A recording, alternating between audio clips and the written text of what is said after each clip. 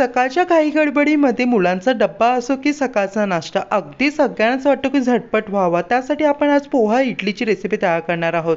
हे बघा, अतिशय जाळीदार आणि अतिशय मऊ मुलायम ही इडली तयार होते. अगदी तुम्ही सहजपणे करू शकाल. एकदम सोपी इडली बनवण्यासाठी आपल्या 1 कप इतके पोहे मिक्सर जारमध्ये ॲड करून 1 कप इतकंच रवा ॲड करायचा आहे. त्यामध्ये आता अर्धा कप इतकं पाणी ॲड करायचं आहे. लगेच अर्धा कप इतकं आपल्या यामध्ये दही ॲड करायचं आहे. आता यामध्ये 1 चमच इतकं मीठ ॲड करून हे बारीकसर वाटायचं आहे. हे बघा, या पद्धतीने एकदम स्मूथ क्रीमी मिश्रण वाटायचं नाही, एका बाउलमध्ये काढून घ्यायचं आहे.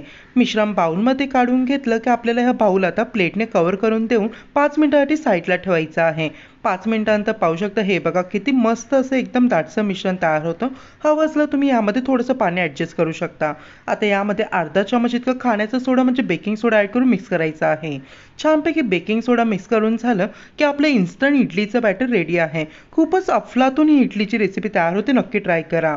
आता आपल्याला छानपैकी इडली पात्रात तेलाने ग्रीस करायचं आहे, म्हणजे इडली कुक झाल्यानंतर लगेच इडली पात्रामधून सुटली जाते. आता छानपैकी आपल्या जेवढ्या आकाराची इडली बनते तेवढ्या आकाराचं मिश्रण ठेवायचं. इडली फुलण्यासाठी थोडीशी जागा आपल्या इडली पात्रामध्ये ठेवायचं आहे.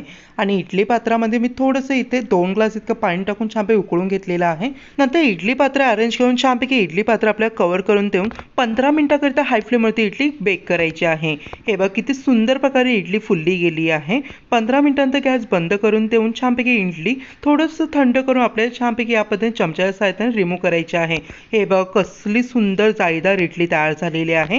अगदीच बरं का मंडळी, तुमची देखील रेसिपी अशीच एकदम परफेक्ट बनेल. नक्की ही रेसिपी ट्राय करून बघा, तुम्हाला प्रचंड आवडेल. आणि मुलं तर अगदी टिफिनसाठी आवडीने मागून नेतील, इतकी अप्रतिम ही रेसिपी तयार होते.